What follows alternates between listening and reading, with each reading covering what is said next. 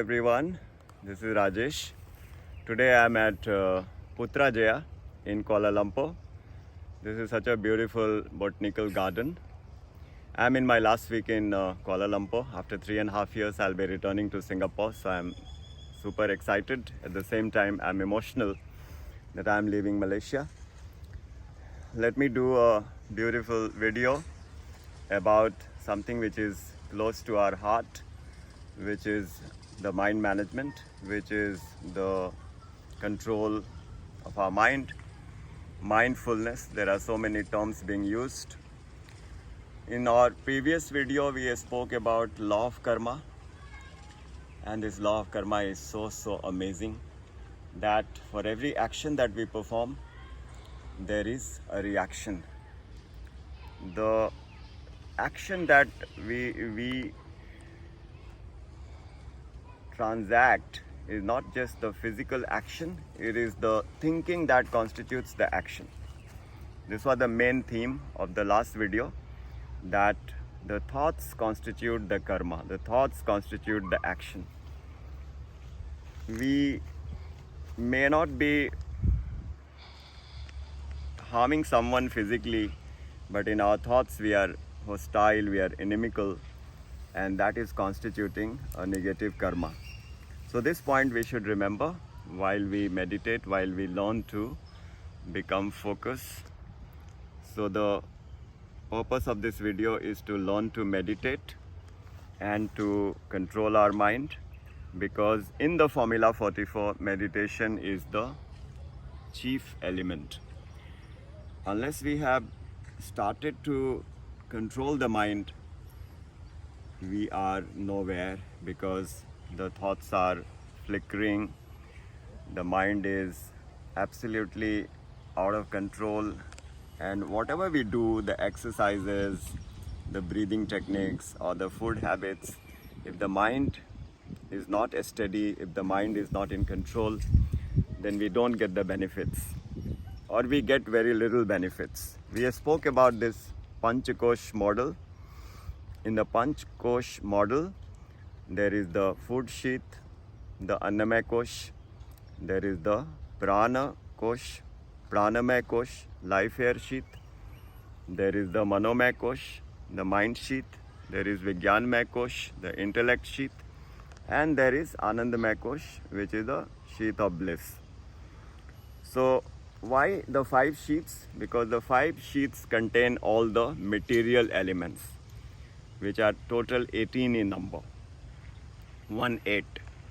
There are 5 senses, the senses of the perceptions, and there are 5 knowledge senses. There are 5 action senses and 5 knowledge senses, Karmendriya and Jnanendriya. There are 5 Panch Pran, the 5 life air. There is mind, there is intellect, and there is the ego. So these constitute the 18 subtle elements. And also we have the gross body, which is made up of fire, water, air, space, and earth. So long as we are into these 18 elements, the subtle elements and the 5 gross elements, we cannot have the control. So one way to look at it is to meditate, make our mind so full of bliss and full of peace and full of divinity that these koshas, these sheaths are cut. So how do we do it? We have to at least find 10 minutes or 15 minutes every morning and every evening. So the ideal time is Brahma Muhurt, the 2 hours time before the sunrise. Within those 2 hours, we can find out at least 10 minutes. We sit in the Padmasana, the lotus pose, and then we meditate. And what do we meditate on? If we are devoted to Sri Krishna, if we have the faith and the knowledge of the teachings of Bhagavad Gita, let us meditate on Bhagavad Gita. If we have the faith in another spiritual entity, because God has different names. We can meditate on that form and that entity. That is not important. Whichever form suits the individual, we can meditate. But when we meditate, we have to meditate on the divine, which is, let us say in this case, Sri Krishna, the speaker of Bhagavad Gita. So my recommendation is, since we are meditating on Lord Sri Krishna, since we are meditating on the teachings of Bhagavad Gita, why don't we pick up some formulas from Bhagavad Gita itself? So let's begin with some verses which help us to meditate and focus and understand that we are all seeking happiness. We are all seeking to become the best version of ours. How to become the best version of ours? This meditation will really be helpful. So let's pick up a verse. For example, apuryamanam achalam pratistham samudramapa pravishanti yadvat tadvat kamaya pravishanti sarve sashantim apnoti na kamakami. This is from chapter 2, verse number 70. Very, very beautiful verse which says that, like the ocean is receiving thousands and thousands of rivers into it, but remains steady and remains undisturbed. Similarly, the mind of a true meditator, the person who is really, really meditating well, is such that the desires and the thoughts are entering the mind, but the person is in control and he doesn't get agitated. And the next verse that comes to my mind is so very similar. It talks about the tortoise. Yatha sanharte chayam kurmo anganiva sarvashah. You know, there is this creature called turtle, the tortoise. When under fear, under adversarial situation, it contracts its limbs.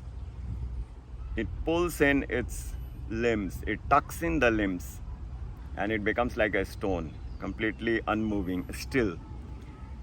So Sri Krishna uses this comparison that like the turtle contracts its limbs, similarly the yogi should control his senses. Then only it is possible to focus on the divine and to attain that state of bliss after which there is no fall down. The third verse that comes to my mind is another very beautiful example of a lamp with its flame which is completely steady. So the flame of a lamp in a windless room is how Shri Krishna wants the mind of the yogi to be. Yatha deepo nivatastho. That is the verse. In a nutshell, if we have to meditate well, we have to think about these verses and we have to learn to control the mind which is flickering, which is running into different directions, but it is doing us no good.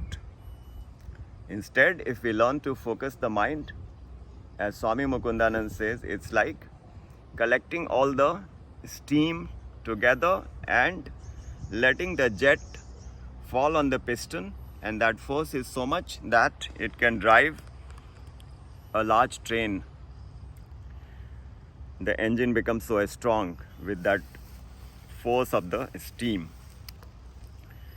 And of course, we should remember Uddared Atmanatmanam, Na Atmanam Avashadayet.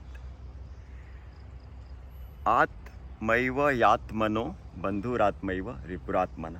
This mind is our friend and this mind is our enemy as well. So, how to elevate ourselves? By letting the mind work for us. Otherwise, the mind will take us into the lowest point.